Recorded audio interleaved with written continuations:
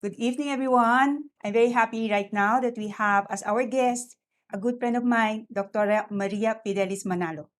And we can just call her Liza. That's the shorter name. She is our palliative care specialist. She has also helped me in taking care of my mother in the last moments.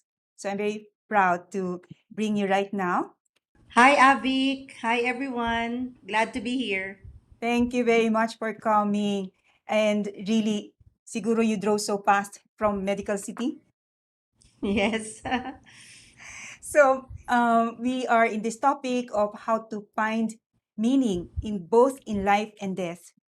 And many times, I suppose you have your own experience that, of course, at the threshold of death, people start finding meaning in their life or not finding meaning. So I would like to ask you my first question. I'm really interested. How did you ever get into palliative care? I've always been interested in cancer care.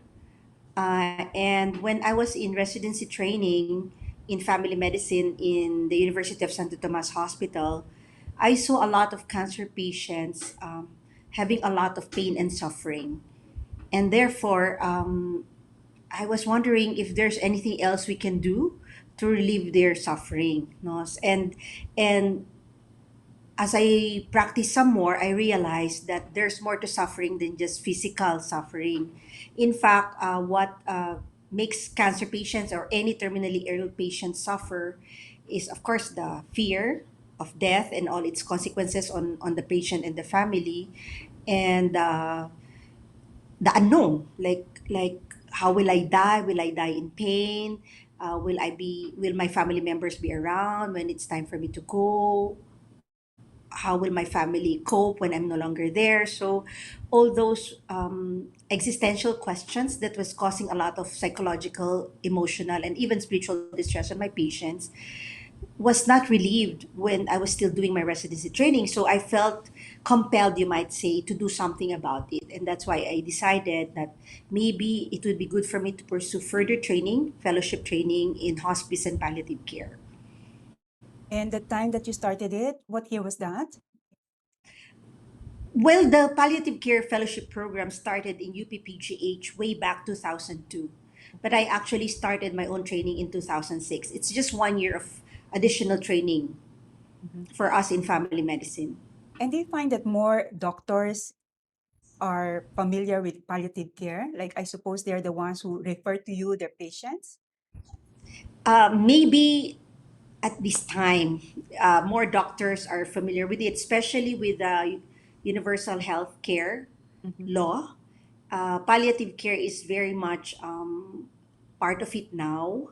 We want to bring palliative care to the community, to the farthest corner of the Philippines, and to the poorest of the poor, you might say, who may not be able to go to tertiary private hospitals for palliative care. But when we started, it was going against the grain. People still have the misperception that to be referred to palliative care would mean that they have given up on the patient, they're not anymore willing to fight their cancer, and therefore it's like just waiting to die. And many people couldn't conceive of spending their last days and hours waiting for death. They would rather die fighting rather than to wait um, for the final end, no, without doing something. So there's always that compelling urge to do something all the way to death. What does it mean when you say they would want to die fighting? What, they wanted to go back home, do some work? No, when I mean die fighting, it's like if they're suffering from cancer, they would rather go through further surgeries. They would have chemotherapies, even if they have already undergone so many cycles of chemotherapy. They would want to go abroad, for example. Some would even, if they have the means, they would even ask for stem cell therapy, which is still not a standard of care for cancer. So they're willing to spend millions to try experimental treatments, no, just so they'll have more prolongation of life, you might say, and more time with their family, which is a legitimate desire. But obviously there's no acceptance yet of the natural cause of their illness. And in really determining how long the still the patient has to live, is that how do you like really? I'm amazed. How can doctors find out like you have 6 months to live? Sorry for my ignorance. Really. Yes, yes, yes, yes. Actually, we call that prognostication. The prognosis is how the disease will turn out, the outcome. No, will whether the patient will get cured, will have remission for a time, and then their cancer might occur, or they will progress, or they will die. We call that prognostication. That's a skill we learn when we are still in training, and of course, the more experience you have, the better you are at prognostication. But there are signs and symptoms of disease progression clinically, and even their labs point to it. And then there are signs and symptoms of impending death, meaning I can tell, for example, if my patients have only a few hours to a few days to live. You can see it because they're already sleeping for a long period of time. They don't even want to eat. They cannot take their oral medications anymore. Their vital signs are becoming abnormal. Their urine output is lesser. So there are objective parameters with which we check to see if they're really reaching the end of life. So how precisely does palliative care help them and also their family once they near that their time for Well, death? actually, we always clarify that palliative care is not synonymous with end of life care. No, because when you talk about end of life, that's properly speaking hospice care. So, by definition, hospice care is the care of somebody who has only 6 months to live. So, it's very important to make that distinction because in other countries, hospice care is covered by Medicaid. No, so that means the insurance of the government will pay for all the needs of the patient who has only 6 months to live. But in the Philippines, we don't have that kind of healthcare. No, but palliative care is appropriate for any patient suffering from a serious illness that is potentially life threatening, and for which they are having to undergo a lot of suffering. So in other words, we're not just dealing with stage 4 cancer patients. We have patients who are suffering from other end stage diseases like end stage liver, end stage renal, those on dialysis who and they don't want to have dialysis anymore. They're sick and tired of going to the hospital for dialysis, and they feel like they're not getting any better and their quality of life is very poor. Those with end stage COPD, they're always breathless. Those with end stage heart diseases, again, they're always breathless and weak. No, so anybody who feels that their quality of life is very poor because of their illness um, is better referred to palliative care so that we can do something about those distressing symptoms. So sometimes the palliative care, sometimes people might think you're really just talking the person to prepare. Is that all? Like counseling? No, because when you talk about palliative care, it's an active, holistic care to anybody with a potentially life-threatening illness. And that's why I was explaining that there's more to suffering than physical pain. No, like when you're somebody's diagnosed with cancer, even if it's not yet stage 4, uh, you feel as if the rug is pulled under your feet, and then you can't think, you don't know how to feel. It's like all your dreams are not anymore Destroyed. within your reach because you know that somehow I have less time to achieve my dreams. And then of course there's that financial worry that will I be able to afford anti-cancer treatments, for example, and that's a legitimate concern, especially in a third world country. So and then existential distress, like what is the meaning of this? And in the first place, they ask, why me? They will always say, I've tried to be healthy, I eat well, I exercise, um, I don't have any vices, so how come? And my family history is very good. No one in the family has cancer, so how come I have cancer? and why am I dying? So that existential distress of why me, and what is the meaning of all this. So when it comes So that's to, what we try to achieve to help mhm, patients with and their families. mhm. Are you alone in like when you say that's what we try to achieve? Are you alone in that, or you have a staff? You have several people? Well, most of it, it's really the doctors who address all these physical, mental, emotional, and spiritual. Unlike in, at least in the Philippine setting, in other countries they do have staff. For example, the counseling part is actually not handled by the doctor. It's handled by a psychologist who are very trained in counseling and even cognitive behavioral therapy to help address their distressing symptoms. And even the social worker is very actively managing the also the psychosocial aspect of the illness, even the looking for financial resources for the patient to tap to afford anti-cancer treatment, for example. But in the Philippine setting, it's more of like it's a one man's job to address all those needs of a terminally ill patient. So you have actually encountered doing the same, like counseling, being the psychologist, being the, like you've done more Yes, yes. We have a counseling. training actually. We're trained to do counseling. So, except that if there are too many patients and all of them are waiting to be seen by you, even if you would like to spend longer time with them, then you'll have to somehow cut short the consult and leave it for later. There's always that opportunity to have a follow through anyway, unless And they're really yeah, dying when they're referred. yeah, because somehow when they're really dying, you, is it like it's just the family you have to talk to? Correct. And in fact, that's always been our heartache when patients are referred too late. Mhm. For example, they're already intubated on mechanical ventilator in the ICU, and they're already heavily sedated to make sure that they're comfortable. Then you might say, what else can I do for this particular patient? So, in that sense, the focus of care will be towards the family, how they are also understanding what's happening to the patient, how they're coping. Yes, but we would like patients to be referred early, so that because what we want is to improve their quality of life, that they are able to identify their bucket list and do something about it.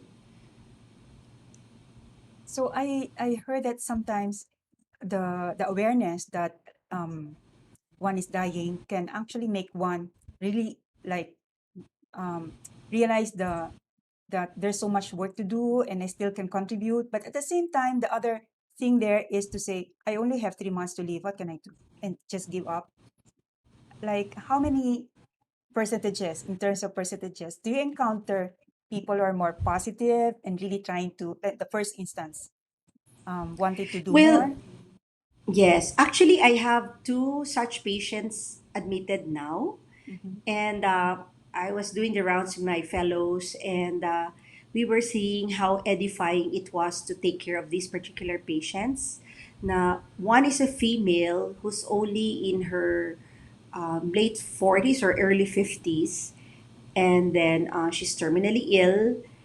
She knows she has only a few more months to live, and I was asking her, what would you like to do with your the last months of your life? So they have full acceptance of the terminality of their condition, and her to-do list is actually quite simple. She just wants to go to the beach. She just wants to go to Tagaytay, no, and she was asking if I will allow her to do that, and I said, of course, why not? No, I mean, you may be kind of weak, but you're not breathless. You can still walk with assistance, and you have such a positive outlook that I think you're going to enjoy yourself going to the beach and going to Tagaytay. And I said, let's be Facebook friends, and you post a lot of pictures so that I'll see how much you're enjoying your trip to the beach and to Tagaytay. No, so this particular lady is unmarried, and there are just two of them, a female sibling. So, and of course, it's the female sibling who's kind of brokenhearted about the impending death of her sister, her older sister. My other patient is also in his early 50s, a father of three teenage children, two of whom are still in college. And the wife keeps telling me that they have been sweethearts since they were 15 years old. They've been married for 27 years, and it, she's heartbroken at the thought of losing him. But the patient himself is so calm and cheerful about the whole thing. I hardly saw him wince, except when he's actually suffering from physical pain. But the moment I managed to relieve his pain, he's back to his usual positive self. And he was the one who drafted his advance directives, meaning he was the one who told his family that he doesn't want heroic, aggressive measures to be done, no intubation, no ICU admission, no surgery, nothing. He just wants to spend these remaining days, 2 weeks, with his family. When you said that the second one, the guy, decided not to have extraordinary measures, is that because of your own intervention, or you already found him really with that kind of? I mean, some people are prepared to die in that sense. No, in the first place, the kind of cancer he has a skin cancer. Can you imagine? Skin cancer is called a melanoma. Mhm. And from the very beginning, the medical oncologist told him that nothing works for melanoma. There's no effective chemotherapy. Radiotherapy has very minimal role. He already had surgery for the initial lesion. So, and whatever targeted therapy might be there in the market, the price of that targeted therapy is so prohibitive, like 300,000 per month for life. He would rather spend his money on his children. So it was with a fully informed decision on his part that he'd rather allow the natural course of illness to happen. And he has always been prepared towards the eventuality of death from the first day I met him. Do you find that it's much more difficult to help people? Really, it's more heartrending to help people who are dying but have many dependents that they're going to leave behind. I mean, you're talking about a single person and a married person with three children and a wife. Uh, well, the challenges for these patients are different. Of course, if you're single and you have only your siblings or even your parents, sometimes if they're too young, their parents are still alive, right? So then the burden of care will fall on the parents and the siblings, no? And but I well, depending on how close they are to their parents and their siblings, then of course it's heartbreaking for them.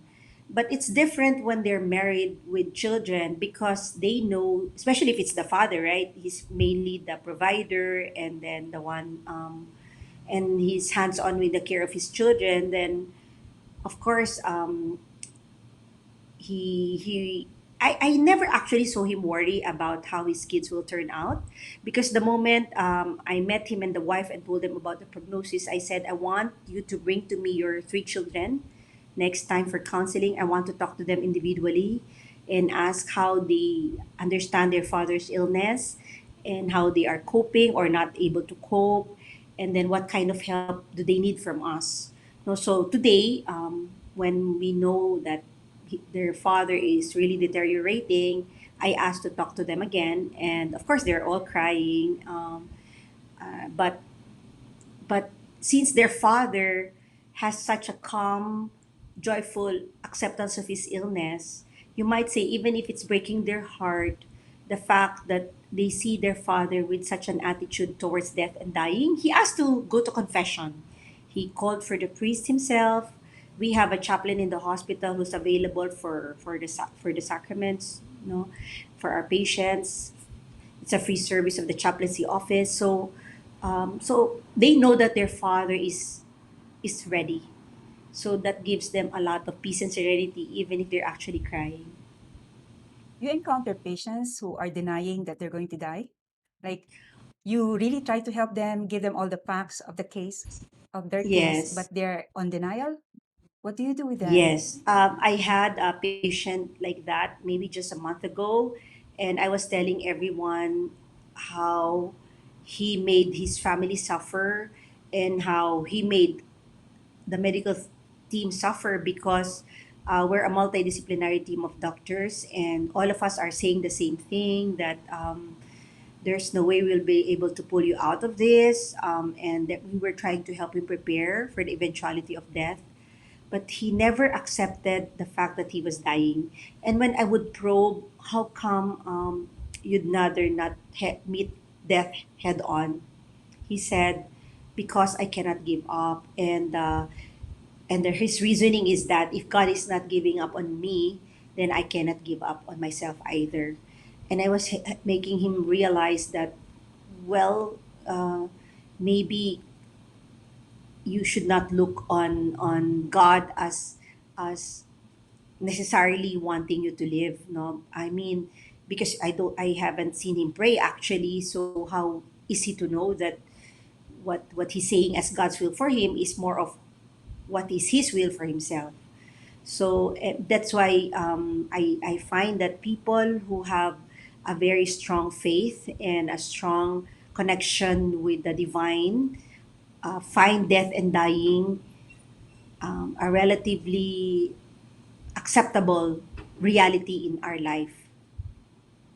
And So in yeah, this particular patient, I felt like it was a sad death for him, and the family is also, because they saw the patient wanting to live, and they were not able to give him that wish of continuing to live, right? So the family also is like sad about the whole thing. So he and his family never really reached acceptance. do you have post-death care for the family who's left behind, who are still suffering? If they want, we always tell them that since they know where to find us, that we can actually offer them grief and bereavement.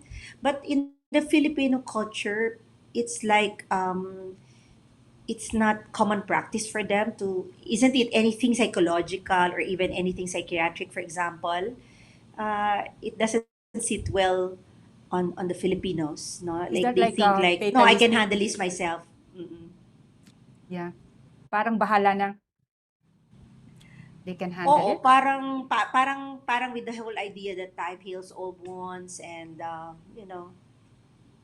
Okay. And in all of these cases, do you find that people, can you conclude, or is there a relationship between a person's deep value of life with the preparedness to die? Like a person who finds meaning in life will also find meaning in death. definitely. I would say they're even directly proportional.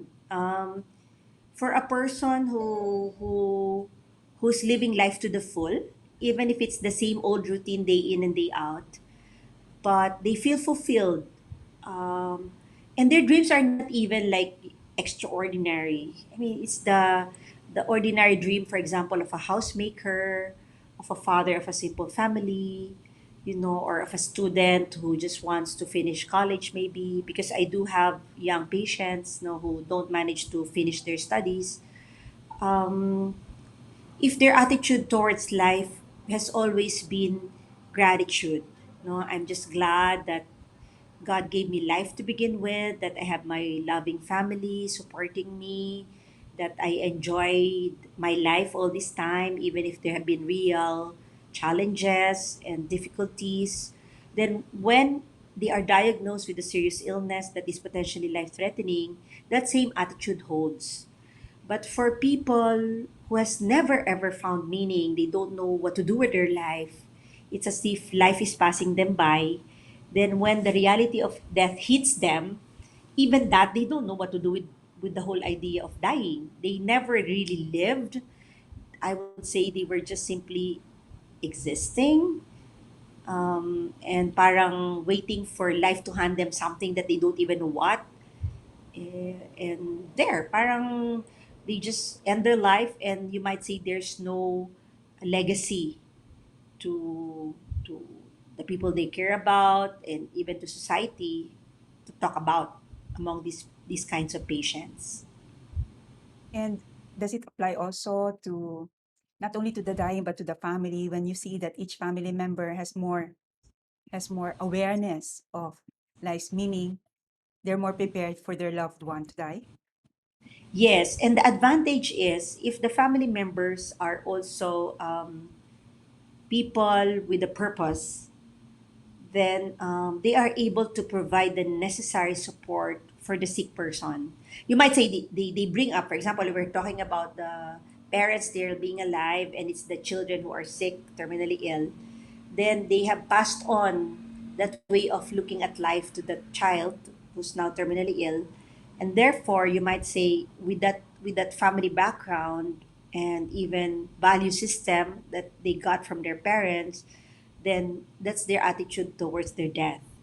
So, so we in family medicine we always say that uh, certain illnesses are brought about by the family, but at the same time, certain illnesses are relieved and supported by their family. So it works both ways, no? So the positive effect and the negative effect of the family will be there when a patient gets sick. And do you find, since we have talked about the dying person and the family, do you find also some effects on doctors who probably didn't know about palliative care, but somehow in the process got to appreciate that I don't know, some more things?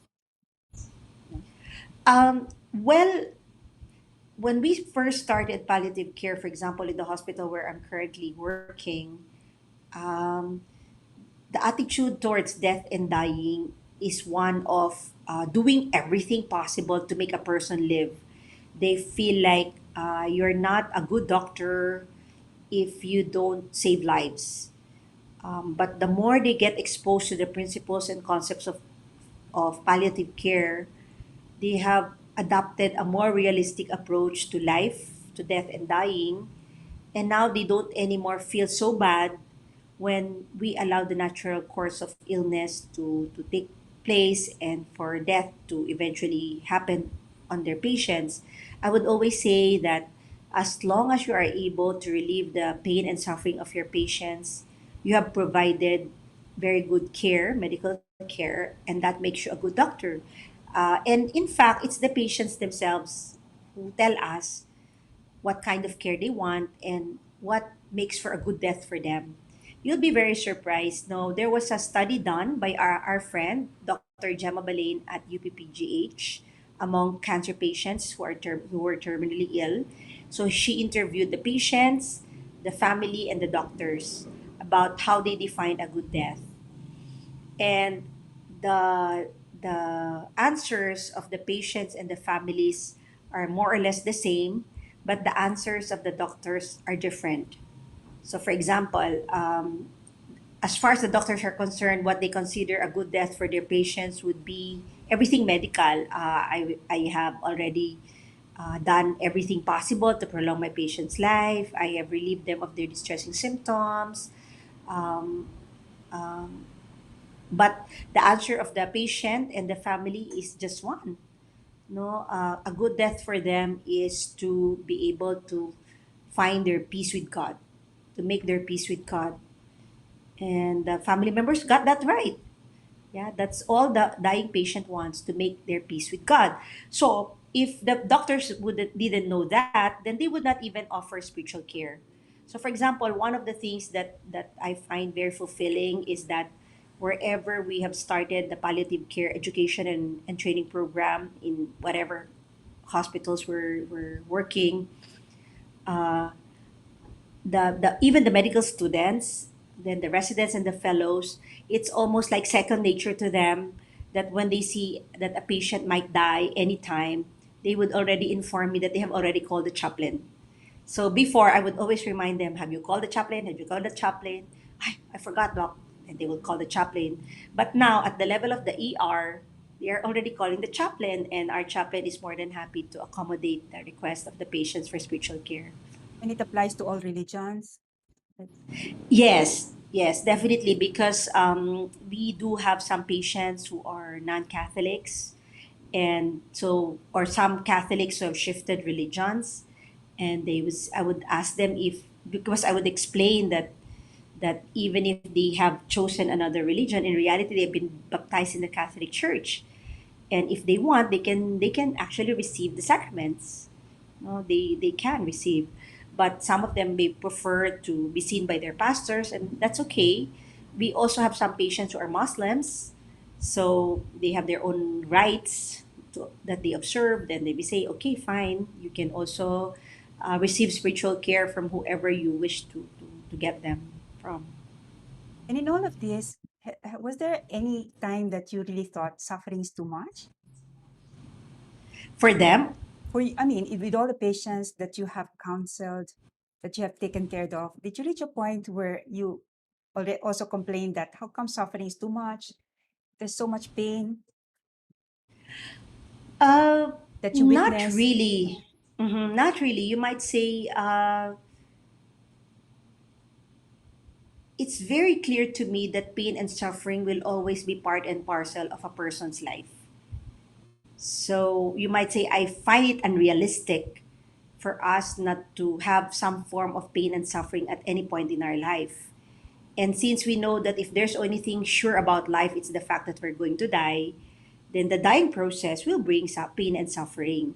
So our role precisely is to somehow minimize the suffering so that they are able to function and to continue with their work or with their studies for as long as they could, to live life as normally as possible, no, given the limitations of their illness. So uh, you might say patients and families will complain about too much suffering if they have not yet been referred to palliative care.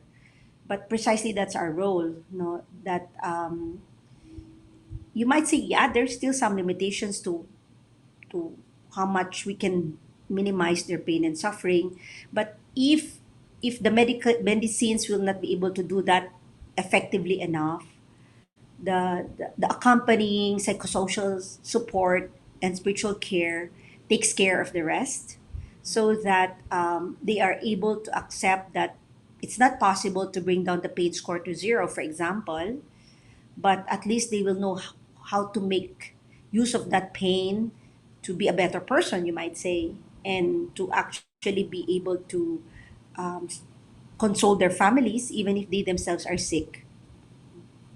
I'm curious, was there a point in time that while you are counseling family or even the dying person, did your emotions show? Did you show yourself crying also when the family is crying? The most maybe that happened to me would be to get a little teary eyed, but not actually for my tears to fall or for me to sob.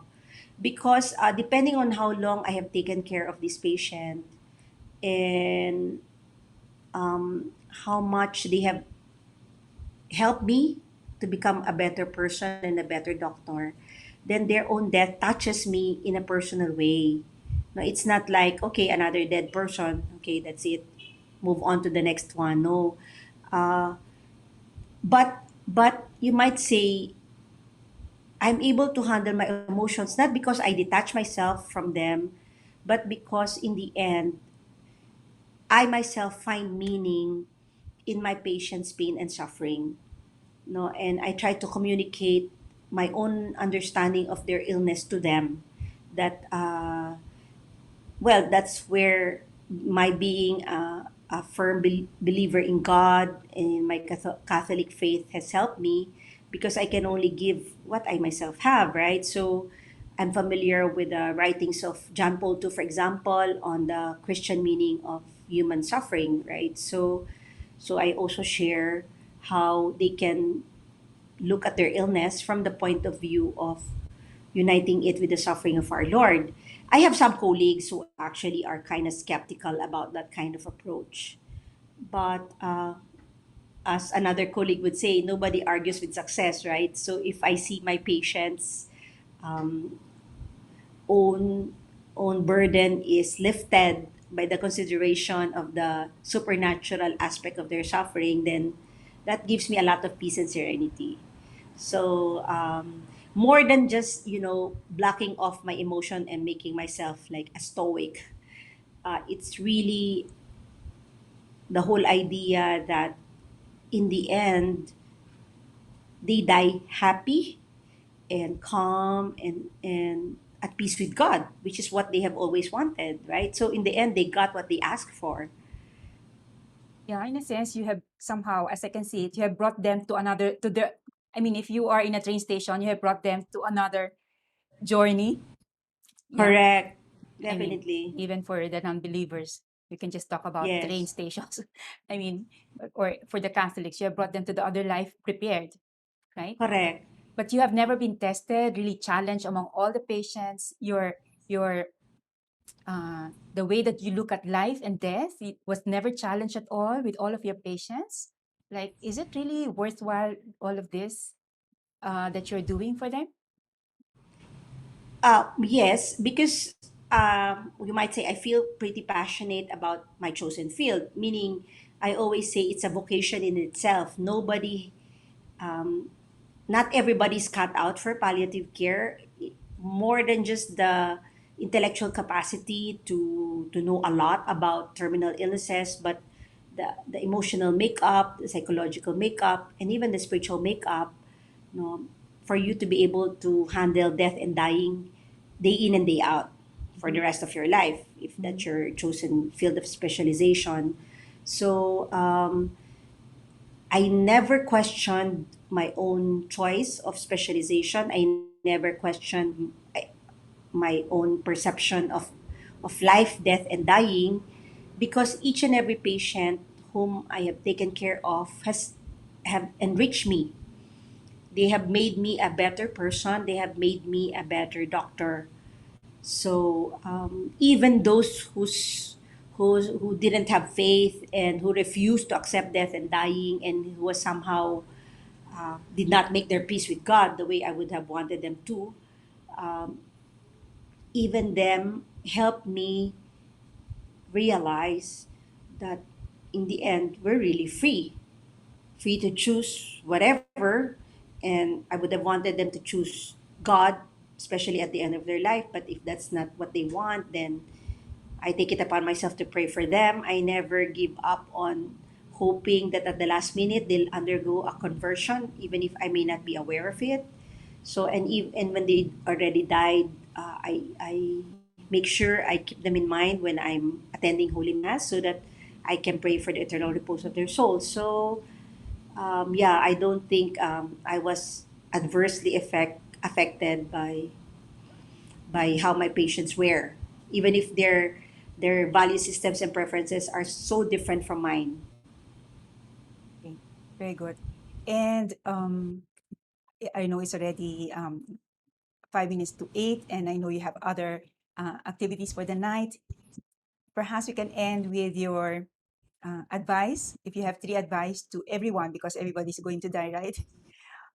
Correct. What would be your advice in terms of, I mean, what we're talking about, no, the meaning of life and death, finding the meaning of both life and death. Well, especially as when I talk to young people who don't seem to know yet what they want from life, I always tell them that every day is a gift, and they should have the same attitude of of being amazed at what the gift might contain, and enjoying it while it lasts, because in the end really nothing lasts forever. And so to have that attitude of gratitude for your life, for your health, especially with the pandemic, whenever somebody's celebrating a birthday and ask them, so what are you wishing for, and they would say good health, and I would say, just like that, just health, nothing else. They would say, Doctora, and this time in the history of humanity, health is so important, because so many people have died from COVID and they've suffered from COVID, and that's really true, right? So that attitude of gratitude, and then that attitude of trying to make a difference in your life, even if it's just nothing really major, or like it won't hit the news, but when you look back on your life, even if it's just a short life, you might say, did I somehow have made an impact on the people who are important to me? Have I made them happy in my own little way?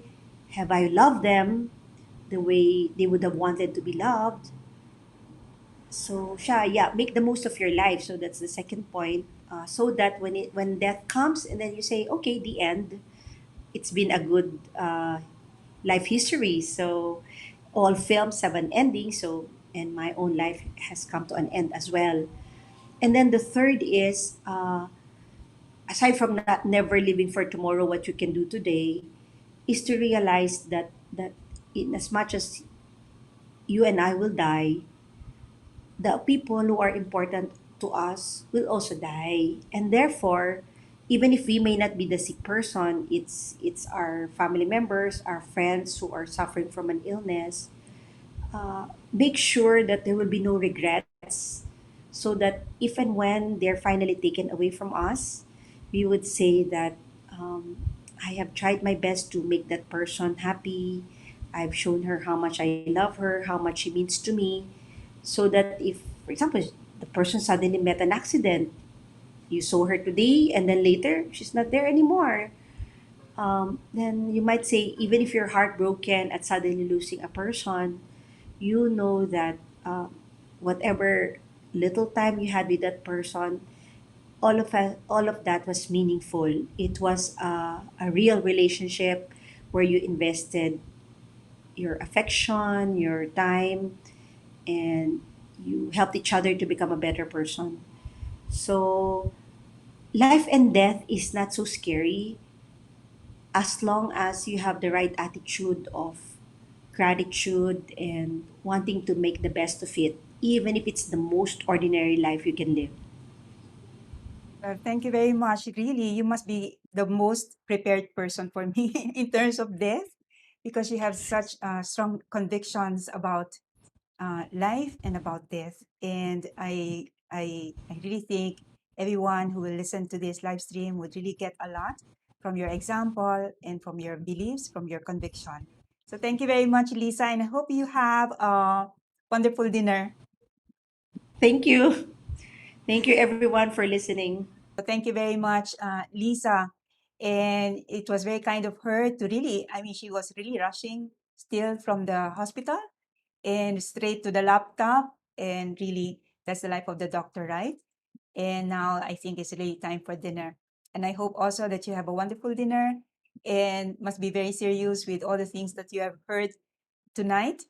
I myself really have a lot to reflect on this, and probably to also be, as Lisa is, very strong in the face of all of these emotions, of a person dying, a loved person who's going to live, or even the person is going to leave this earth.